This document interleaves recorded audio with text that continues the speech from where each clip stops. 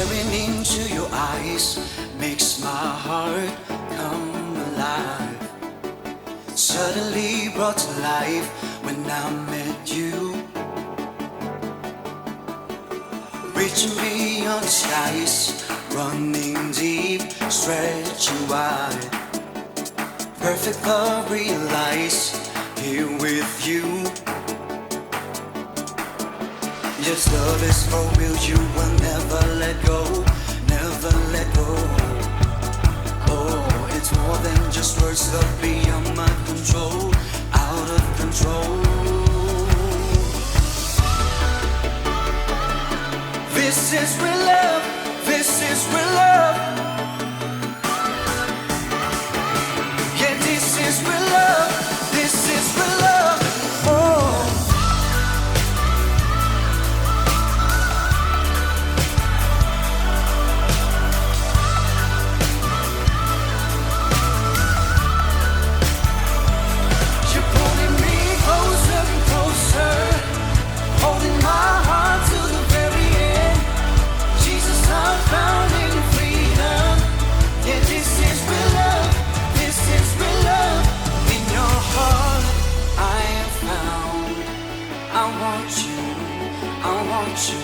You won't let me down. You got me, you got me. This love is for real, you will never let go, never let go. Oh, it is more than just words, love beyond my control, out of control. You're pulling me closer and closer, holding my heart to the very end. Jesus, I found in you freedom. Yeah, this is real love, this is real love. Oh.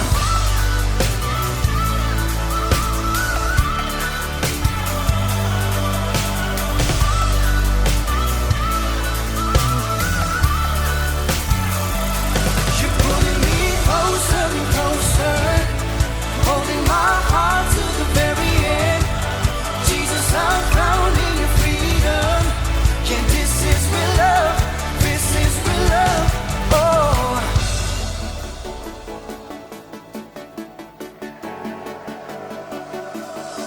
Staring into your eyes makes my heart come alive. Suddenly brought to life when I met you.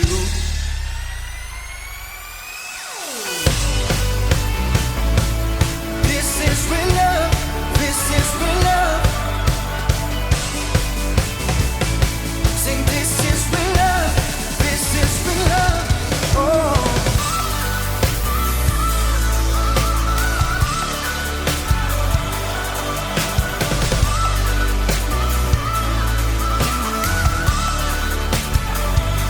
You're pulling me closer and closer, holding my heart to the very end. Jesus, I'm found in your freedom. And this is real love, this is real love, this is real love. Minsan pa, Panginoon, ang iyong dakilang pangalan, ang aming itinataas sa aming kalagitnaan sa oras na ito, O Diyos. Panginoon, kami po ay lumalapit sa iyo na may pagpapakumbaba. Humihingi po kami ng kapatawaran sa lahat ng aming mga pagkukulang, pagkakamali namin sa iyo, O Diyos. Patawarin mo po kami. Panginoon, sa oras na ito, sa iyo namin ipinagkakatiwala ang aming online na pananambahan, O Diyos.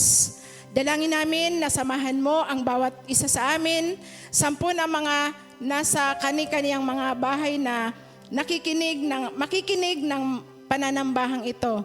Panginoon, sa iyo namin ipinagkakatiwala, samahan mo po kami, maging ang praise and worship team, ang lahat na tatayo sa harapan, Panginoon, sa iyo namin ipinagkakatiwala, O Diyos. Minsan pa, Panginoon, marami pong salamat sa lahat ng mga pagpapala na patuloy mong pinagkakatuloob sa amin. Marami pong salamat, O Diyos, at muli sa iyo namin binabalik lahat ng papuri, pagsamba, pagluwalhati at kadakilaan. Ito po ang aming samot dalangin sa pangalan ni Jesus. In Jesus' mighty name we pray. Amen.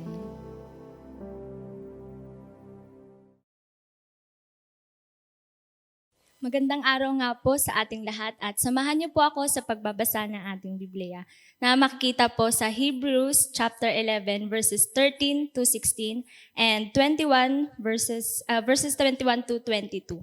Sabi po sa verse 13, "These all died in faith, not having received the things promised, but having seen them and greeted them from afar, and having acknowledged that they were strangers and exiles on the earth. For people who speak thus make it clear that they are seeking a homeland. If they had been thinking of that land from which they had gone out, they would had opportunity to return. But as it is, they desire a better country, that is a heavenly one. Therefore, God is not ashamed to be called their God, for He has prepared for them a city." Verse 21 to 22. By faith, Jacob, when dying, blessed each of the sons of Joseph, bowing in worship over the head of his staff. By faith, Joseph, and at the end of his life, made mention of the exodus of the Israelites and gave directions concerning his bones. Magandang araw po sa ating lahat. Sa ating mga tahanan, patuloy nga po nating awitan at papurihan ng Diyos. Sa kabila po ng mga nangyayari sa ating mundo ngayon, maging sa bansang Pilipinas, alalahanin po natin ang pangako ng Diyos sa atin. Sabi nga po sa Psalms 33 verse 12, sa Tagalog po, "Mapalad ang bansa na ang Diyos ay ang Panginoon, ang bayan sa kanyang pinili, sa ganang kanyang sariling mana." Kaya ngayong araw na ito, patuloy nga po nating awitan at ibigay ang nararapat sa Diyos ngayong araw na ito.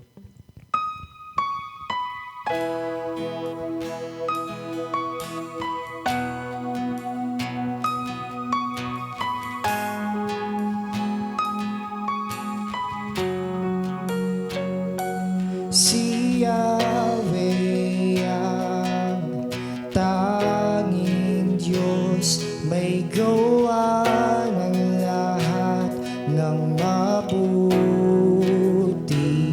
Ang lahat ng nilikha mo'y sumasamba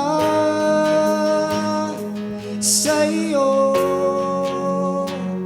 Ang aming bayan, pinupuri ka, itinataas, dinadakila.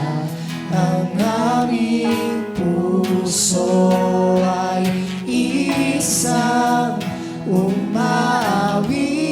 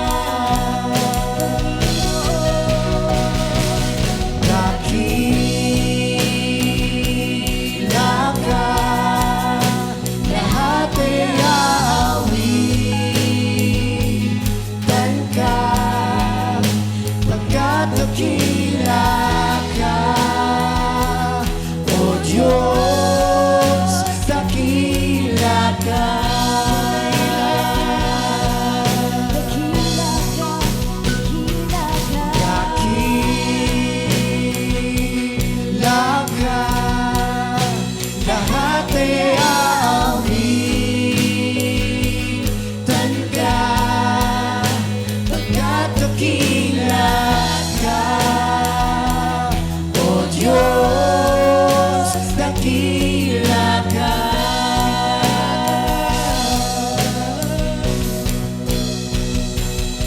Itataas ang ngalan mo,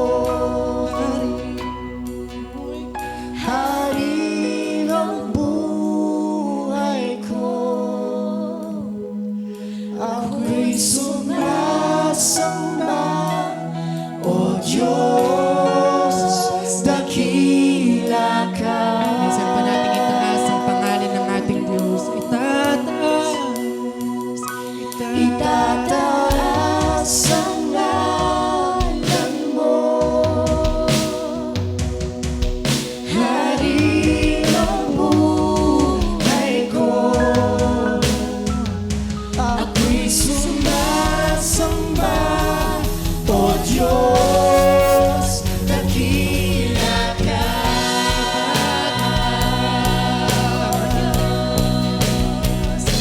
Itataas ang ngalan mo,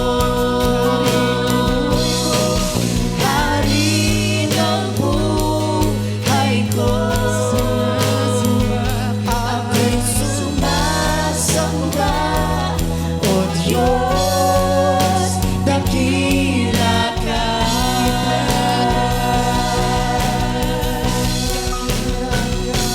Itataas ang ngalan mo, Hari ng buhay ko. Ako'y sumasamba, O Diyos, dakila ka.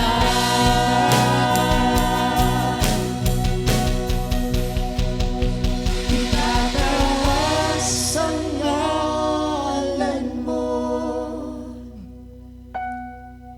Hari ng buhay ko. Ako'y sumasamba, O Diyos, For the last time we sing, itataas ang ngalan mo, Diyos.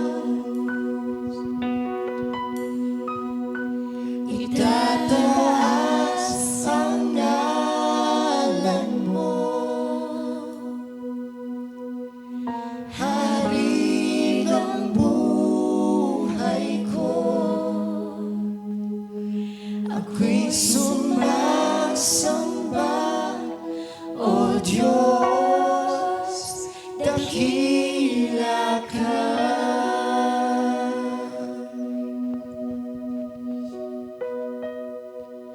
Ako'y sumasamba, O Diyos, dakila ka. Ako'y sumasamba sa'yo. Ako'y sumasamba, O Diyos, dakila ka. Dakila ka, Diyos. Sama-sama po tayo manalangin ng may pagpupuri sa Panginoon. Amang banal, maraming salamat. Pagkat dakila ka, Panginoon. Alam namin, Heavenly Father, na ang bansang ito, Panginoon, ay tunay na mapalad, Panginoon. Na ang bansang Pilipinas, Panginoon, ay tunay na blessed, Heavenly Father. Lord, naniniwala kami nang may pananampalataya, Heavenly Father, that you are the sovereign God, Panginoon. Hindi ka nagbabago, Panginoon. Lord, kayo ang Diyos na mabuti ni Abraham, ang Diyos, Panginoon, ni Enoch, ang Diyos, Panginoon, ni Isaac, Panginoon, at patuloy kayo na Diyos ng aming buhay. Lord, maraming salamat. Dahil sa gitna ng pandemyang ito, Panginoon, Ikaw ang aming tagapagligtas. Panginoon, sa gitna, Panginoon, ng pangangamba, Panginoon. Lord, sa gitna, Panginoon, ng mga bagay na hindi namin alam, Panginoon, hindi namin maintindihan. Lord, kayo ang aming katotohanan. Kayo ang aming sandigan, Heavenly Father. Patuloy na dinadakila ka namin. Patuloy kang itinataas, Panginoon, ng puso namin, Panginoon. Maging ang buhay, Panginoon, maging man itong mahirap, maging man itong maraming problema, Panginoon, dinadakila namin ang iyong pangalan, Panginoon. Dahil, Panginoon, sa pananampalataya, Panginoon. Lord, dahil sa pananampalatayang ito, Panginoon, kami ay naniniwala, Heavenly Father, that you will get us through, Panginoon, sa mga nangyayari sa bansa namin, sa nangyayari, Panginoon, sa buhay namin. Lord, isa lamang, Panginoon, ang dinadakila at inaasam ng aming mga puso, Panginoon, na ikaw ay madakila at ikaw, Panginoon, ay maitaas sa buhay namin. Maraming salamat, Panginoon, sa iyong grace, Heavenly Father. Lord, sa iyong mercy, Panginoon. Higit sa lahat, maraming salamat sa iyong pagmamahal. Panginoon, sa iyo ang lahat ng papuri at pasasalamat. In Jesus' name we pray. Amen.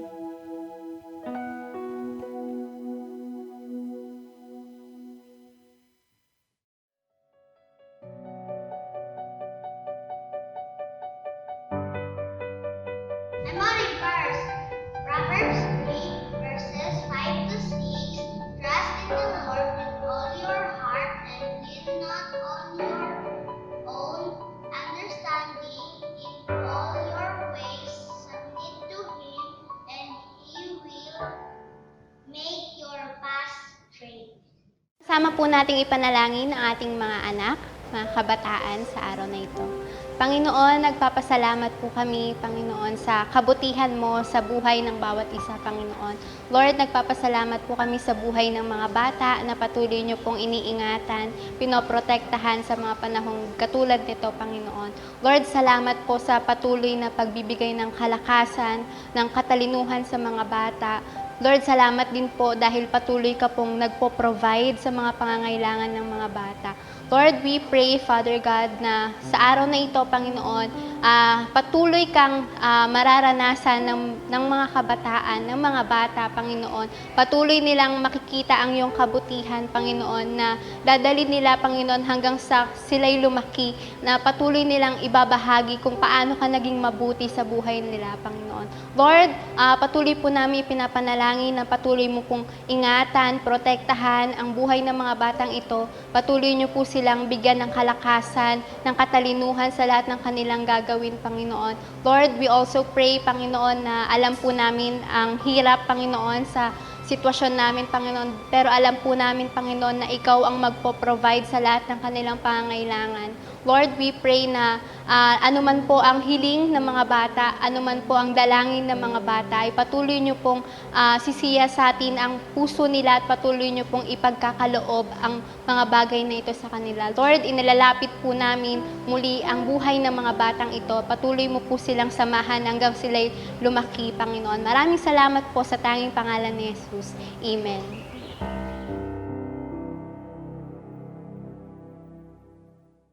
Dahil sa pananampalataya, si Abel ay kinilalang matuwid. Si Enoch ay hindi nakaranas ng kamatayan. Dahil sa pananampalataya, si Noe ay ibinilang na matuwid. Si Abraham naman ay sumunod nang siya'y utusan ng Diyos upang pumunta sa isang lupain na ipinangako sa kanya. Dahil sa pananampalataya ni Abraham, nagmula sa kanya ang isang lahi na naging singdami ng bituin sa langit at buhangin sa dalampasigan. Dahil sa pananampalataya, si Isaac ay naggawad ng pagpapala kina Esau at Jacob para sa hinaharap. Si Moses ay umalis sa Ehipto at pinamunuan ng paglalakbay patungo sa lupang pangako.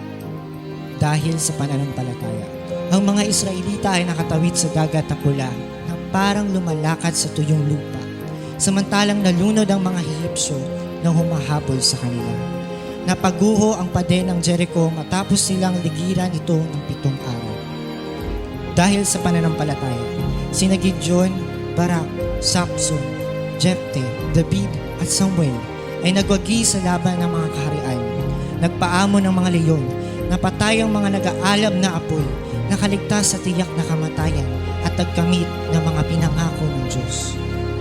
Dahil sa pananampalataya, sila ay mahina, ngunit binigyan ng lakas upang maging magiting sa digmaan. Ibinalik sa mga ibang babae ang kanilang mga mahal sa buhay na namatay na, matapos ang mga ito'y buhayin muli. Dahil sa pananampalataya, mayroong mga tumangging sila'y palayain sapagkat pinili nila ang mamatay sa pahirap upang sila'y buhayin at magtamo ng mas mabuting buhay. Meron namang hinamak at hinagupit at meron ding ibinalanggong nakakadena. Dahil sa pananampalataya, ang iba naman ay nagdamit ng balat ng tupa at kambing. Ang iba'y namulubi, inapi at pinagmalupitan. Dahil sa pananampalataya, nag-iwan sila ng isang kasaysayang hindi makakalimutan kailanman. Bagamat sila'y pinangarangalan, sa pamamagitan ng pananampalataya, hindi nila natanggap ang ipinangako. Sapagkat may mas magandang plano ang Diyos para sa atin. Ang isa pong mananampalataya sa Panginoong Yesus ay mayroong katiyakan na ang mga pinangako ng Diyos ay matutupad. Nakakalungkot lamang sa panahon natin, may mga bagay tayong inaasahan na gusto nating mangyari pero sa mga nakaraang buwan hindi nangyari. Dapat nga po ako i-attend ng church anniversary sa isang lugar. Naka-ready na rin yung aking message pero hindi natuloy. Saka hindi nangyari. Dapat meron kaming graduation sa CBS, hindi rin nangyari. At may mga lugar na akong pupuntahan. Nakaset na yung dates, pero hindi rin nangyari. Kasi nga po dahil sa pandemic. Ngunit sa Diyos, ano man ang kanyang ipinangako sa atin, ano mang sinet niya na date at saka events, ano man yung araw at saka mga dapat niyang gagawin ay walang makakapigil. Ang kanyang ipinangako at itinakda ay mangyayari kahit ano ang mangyari. Kahit na ang pandemic ay hindi kayang pigilin ang mga itinakda ng Diyos na mangyayari sa mga darating na panahon. Kaya sa isang mananampalatayang Kristiyano sa Diyos, maaari nating sabihin, alam ko na tiyak na mangyayari ang inaasahan ko sa Diyos. I know and I am sure that what I hope from God will surely happen. Yan po ang ating tatalakayin ngayon sa ating pagbubulay ng salita ng Diyos. At nais kong muling basahin sa Tagalog yung atin pong talata o mga talata na matagpuan natin sa Hebreo, Kabanatang 11, 13 hanggang 16. Sabi po rito, silang lahat ay namatay na may pananampalataya sa Diyos. Hindi nila nakamtan ang mga pinangako ng Diyos, ngunit natanaw nila iyon mula sa malayo. Kinilala nilang sila ay mga dayuhan lamang at nangingibang bayan dito sa lupa. Ipinakilala ng mga taong nagsasalita ng ganoon na naghahanap pa sila ng sariling bayan. Kung ang mahal nila ay ang lupaing kanilang pinanggalingan, may pagkakataon pa sana silang makabalik doon. Ngunit ang hinangad nila isang lunsod na higit na mabuti, ang lunsod na nasa langit. Kaya naman hindi ikinahiya ng Diyos na siya ay tawaging Diyos nila sapagkat sila ay ipinaghanda niya ng isang lunsod. At dahil sa pananampalataya sa Diyos, iginawad ni Isaac, kina Jacob at Esau ang pagpapala para sa hinaharap. Dahil sa pananampalataya sa Diyos, iginawad ni Jacob ang pagpapala sa dalawang anak ni Jose bago siya namatay. Humawak siya sa kanyang tungkod at sumamba sa Diyos. At dahil din sa pananampalataya sa Diyos, sinabi ni Jose, nang siya malapit ng mamatay, na makakaalis sa Ehipto ang mga Israelita at pinagbilin niya na dalahin ang kanyang mga buto, ang kanyang skeleton sa kanilang pag-alis. Yan po ang ating salita ng Diyos, pagpalain sa bawat buhay po natin at sa bawat isa na nakikinig. Una po nais ko pong ibahagi dito yung pananampalataya natin sa Diyos ay nakakatanaw tayo sa mangyayari kahit malayo pa siya at hindi pa dumarating. Yun po ayon sa verse 13 na sabi, natanaw nila iyon mula sa malayo. So ang isang mananampalatayang Kristiyano, hindi lang malapit ang kanyang tingin. Hindi lang niya nakikita yung nangyayari ngayon o mangyayari bukas o sa isang linggo. Ang kanyang pananaw ay sa buong buhay niya at kuminsan po ay ang totoo nga po hanggang sa walang hanggan. Yan po ay napag-aralan na rin natin na kahit gaano katagal ang ating inihintay, ngunit dahil sa ating pananampalataya, kaya natin maghintay. Kagaya ni Noe na matagal niyang ginawa yung barko at naghintay siya sa ating pag-aaral ay more or less 100 years. Ngunit nahintay niya yun. Si Abraham, naghintay siya ng anak, bagamat medyo nainip nga ng kaunti, sa loob ng 25 taon. At maging dito sa ating pag-aaralan ngayon, makita natin na matyaga sila naghintay. At ito'y kanilang pinananganan dahil sa kanilang pananalig sa Diyos. Doon nga po sa verses 21 and 22, sinabi na iginawad ni Abraham kay Isaac yung pangako ng Diyos at pagpapala. Nasabi nga sila ay dadami na kasing dami ng bituin sa langit. Tapos naman si Isaac, ibinigay niya yun kay Jacob. At si Jacob naman ay ibinigay niya yun kay Jose at sa mga iba niyang anak. Kaya po yung pangako ng Diyos ay nagsalin-salin sa maraming mga henerasyon at hinihintay nila yon ang katuparan na yon na sila ay dadami na kasing dami ng buhangin sa dalampasigan at magkakaroon sila ng isang lupa at magiging isang dakilang bansa sila. Yan po ang makita natin. Kaya po si Jose, bago siya namatay doon sa Ehipto, ay ibinilin niya na yung kanyang mga buto ay huwag iwanan sa Ehipto kung hindi dalahin doon sa lupang pangako. Hindi ko alam kung si Jose ay, yung ginawang mami, hindi yung mami noodles, no? Kundi yung, alam natin, yung binabalot. Tapos, o kaya yung kanyang katawan ay naging kalansay na, hindi ko pa rin tiyak. Pero kahit na si Jose ay naging mami na o naging kalansay na, siya, tumingin pa rin siya na darating araw, lalabas sila sa Ehipto. Kaya nga po sa istorya, nung sila ay lumabas sa Ehipto, nung pinalaya sila sa panahon ni Moses, ay dala-dala nila yung buto ni Jose. At maaaring sa loob ng marami, 4 na henerasyon, no? 400 years sila doon sa Egypt. Sa loob ng panahon na yun ay lagi nilang inaalala na pag tayo ilalabas na sa Egypt, gaya na yung pinangako ng Diyos, huwag nating kalimutan ang buto ni Jose. Kaya po kumisan, kahit yung buto, kalansay, ay pwedeng paalala at naghihintay sa mga pinangako ng Diyos. At ngayon po sa panahon natin, alam natin na ang pinaka-simbolo ng pinangako ng Diyos, kagaya ng kanyang ginawa sa atin ay ang krus. At habang nakikita natin yun, ay nakikita natin na yung mga pinangako ng Diyos sa atin ay tunay na matutupad. Ano pa ang pwede nating mga pagsasabuhay dito sa ating pinagbulayan? Una po, kung merong personal na plano ang Diyos sa ating buhay, tiyak na ito ay matutupad. Kung babalikan nga natin si Jose, alam natin na yung pinangako ng Diyos sa kanya na siya magiging isang ruler, isang tagapamuno at magiging pagpapala siya ay natupad kahit ano ang nangyari. Yung kanyang panaginip ay natupad kahit siya ay pinagbili ng kanyang kapatid at kahit siya ay nabilanggo sa Ehipto ay natupad yon sa tamang panahon. Kaya ano man ang mangyari sa buhay natin, kung may pinangako ang Diyos at may maganda siyang plano sa buhay natin, tiyak na ito ay matutupad. Yan ang isang pananampalatayang dapat nating pananganan.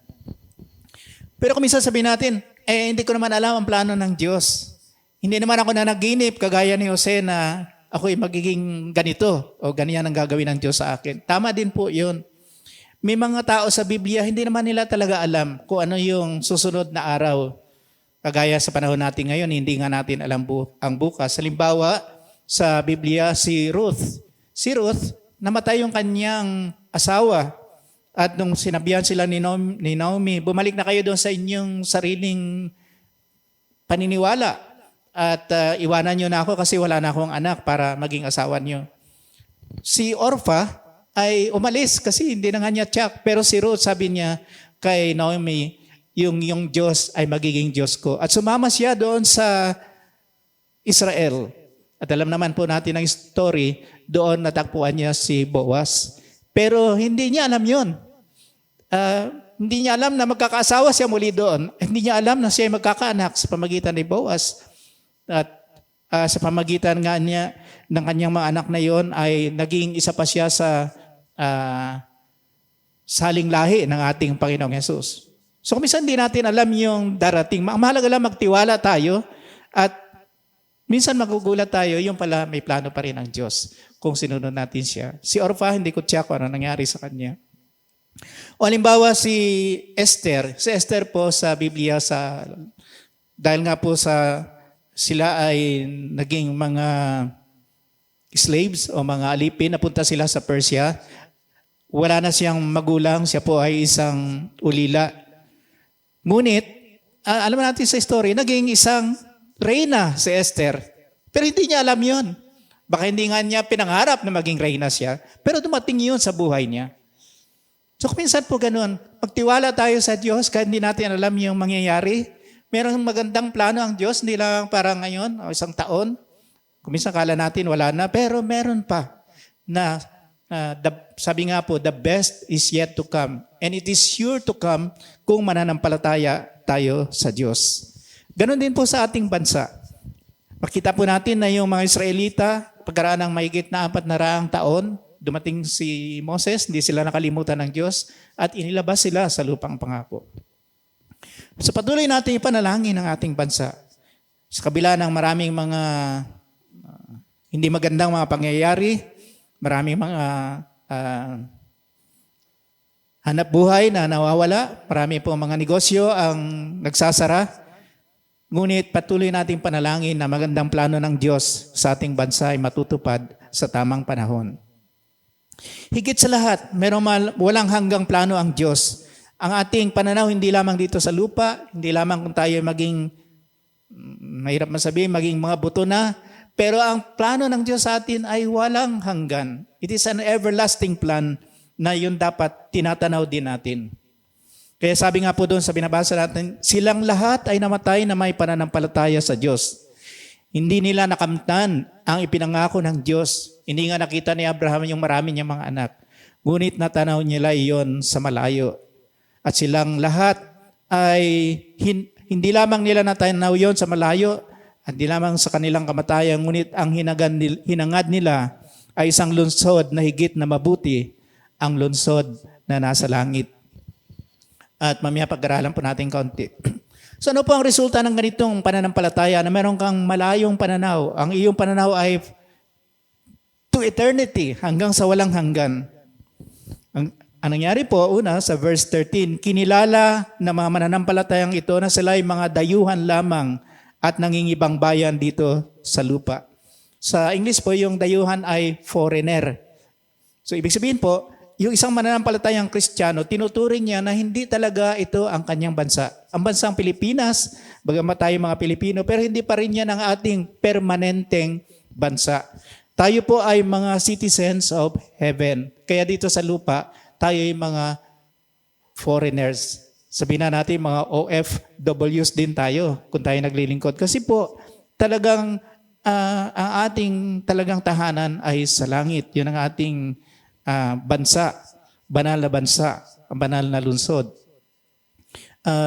Sinabi rin po na sila ay hindi lamang mga foreigners, kundi mga pilgrims, yung mga manlalakbay. Dahil nga po hindi tayo permanente na rito, hindi ito ang ating permanenteng address, hindi talaga tayo taga Caloocan, hindi tayo taga Quezon City, hindi tayo taga Manila, tayo po ay taga langit. Sinasabi po na tayo ay mga manlalakbay lamang. We are just passing through. Dumadaan lamang tayo dito sa mundo, papunta doon sa tunay nating tahanan sa kanyang kaharian. Ang ating real forever address ay doon sa langit. Kaya ito isang magandang paalala rin sa atin na kung tayo nagsimula na maglakbay, huwag na tayong babalik sa dati.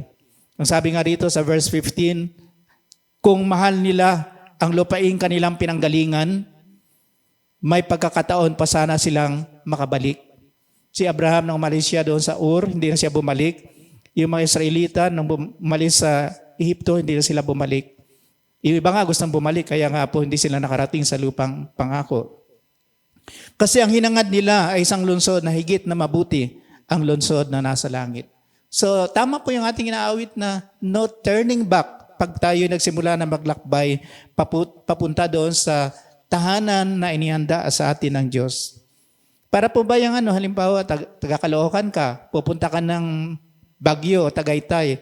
So naglakbay ka na, paglakbay ka na ng mga 3 oras, tapos nung aakyat ka na sa Baguio, sa Tagaytay, naisip mo marang mahirap, bumalik ka sa Caloocan. Hindi ka nga, papunta ka nga ng Baguio, Tagaytay. Sayang naman, bumalik ka pa. So minsan po nakakalungkot, may mga ganun na nakasimula na, bumabalik pa sa dati. So tayo po hindi ganun.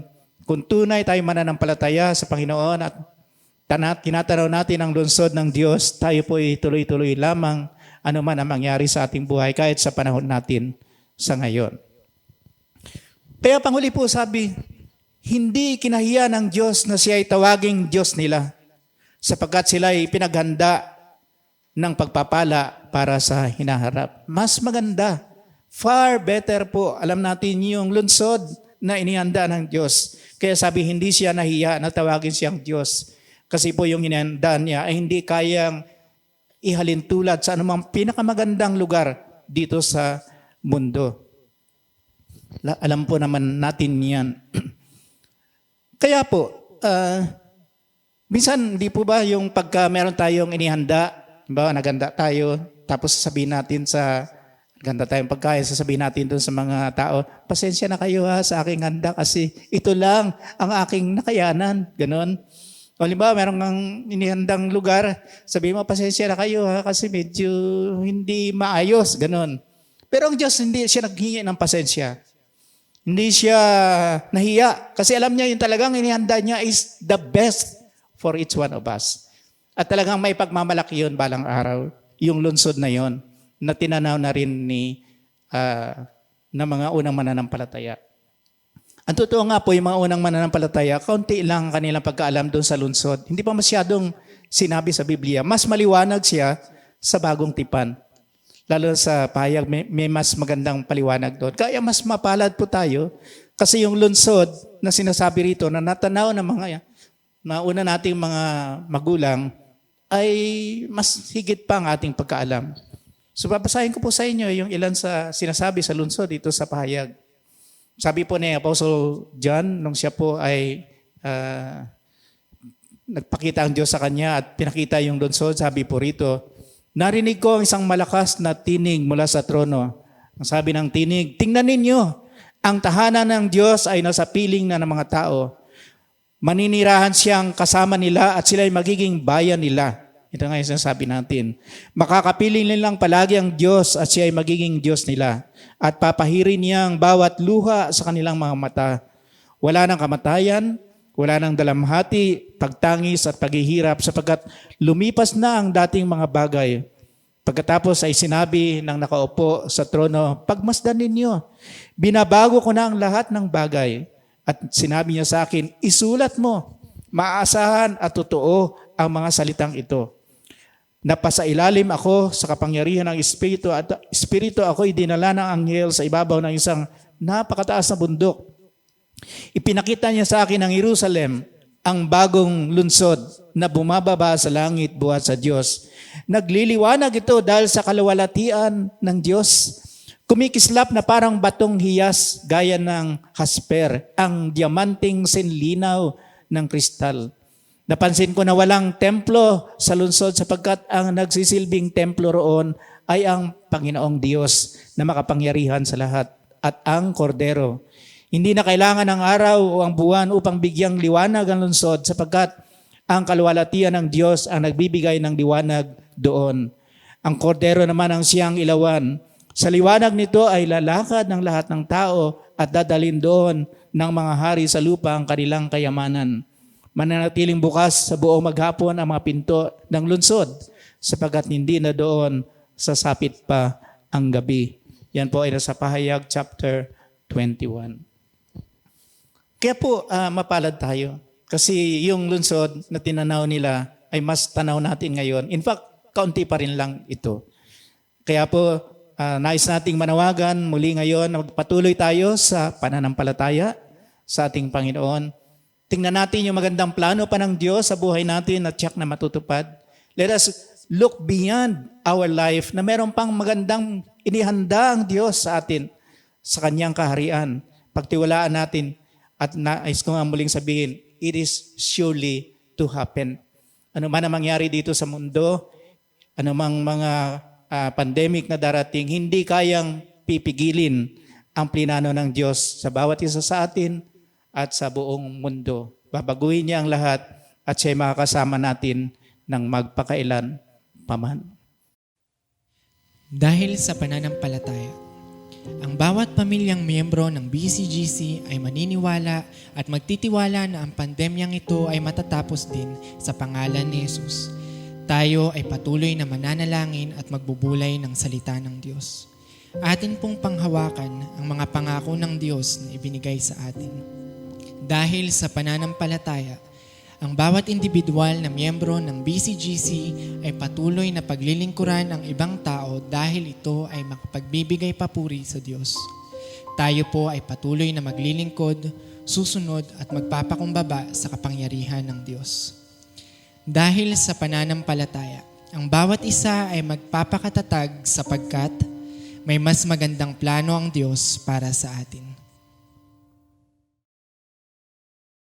Bilang tugon po sa mensaheng narinig natin sa araw na ito, patuloy nga po na sambahin natin ang ating Panginoon sa ating mga tahanan.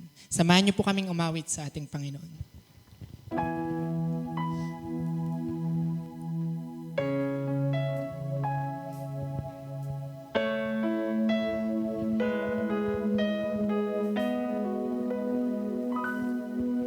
Kay buti mo, Panginoon, dakila ka sa buhay ko, sa labis na pag-ibig mo ay naligtas ako. Hindi man karapat-dapat ay iyong pinatawad. Binigyan mo pa ng tigil at tinuruan mo umawit. Kaya ngayon ang puso't isip ko'y iisang sinasambit. Ang pagpupuri pa sa salamat ay sa'yo lamang nararapat. Ang tunay na awit ng pagsambay sa'yo lamang iaalay, Jesus.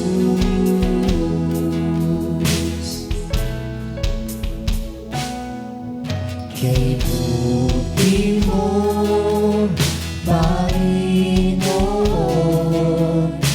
dakila ka sa buhay ko, sa labis na pag-ibig mo ay naligtas ako. Hindi man karapat-dapat ay iyong pinatawad. Binigyan mo pa ng tingin, tinuruan mong umawit. Kaya ngayon ang puso't isip ko'y isang sinasambit. Ang pagpupuri pa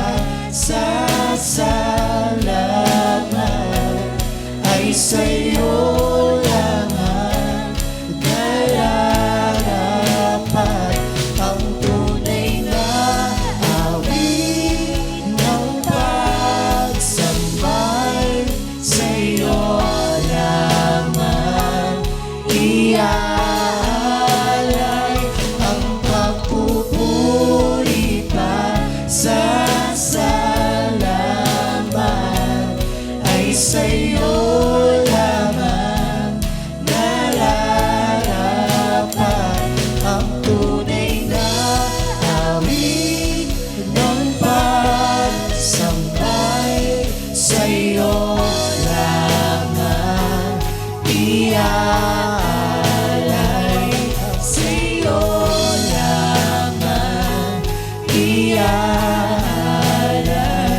sa'yo lamang, iaalay.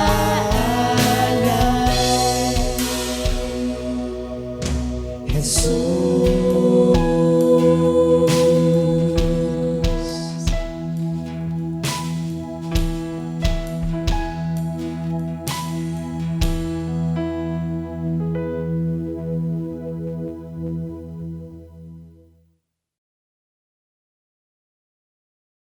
At ngayon po sa ating pagtatapos sa pagsamba natin sa araw na ito, tayo po ay magkaroon ng huling panalangin. Manalangin po tayo. Salamat po Diyos, bagamat natapos ang aming pagsamba ngayon. Ang pagsamba sa inyo ay walang katapusan. Ito ay walang hanggan. Kahit po kami titigil sa mga sandaling ito, ngunit sa aming mga puso, nandoon ang patuloy na pagsamba at pananampalataya sa inyo.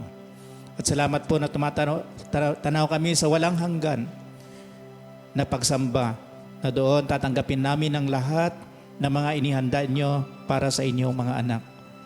Dakila kayo, Diyos, sa aming mga buhay. Tanggapin niyo po ang aming alay sa araw po na ito.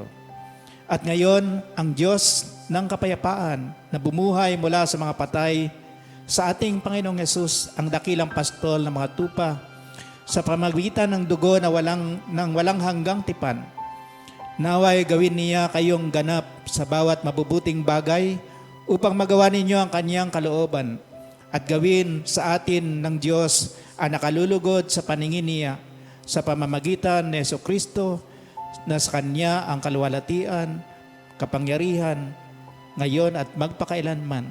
Pagpalain tayong lahat ng Diyos ngayon at habang tayo nabubuhay sa pangalan ng ating Panginoong Hesus. Amen and amen.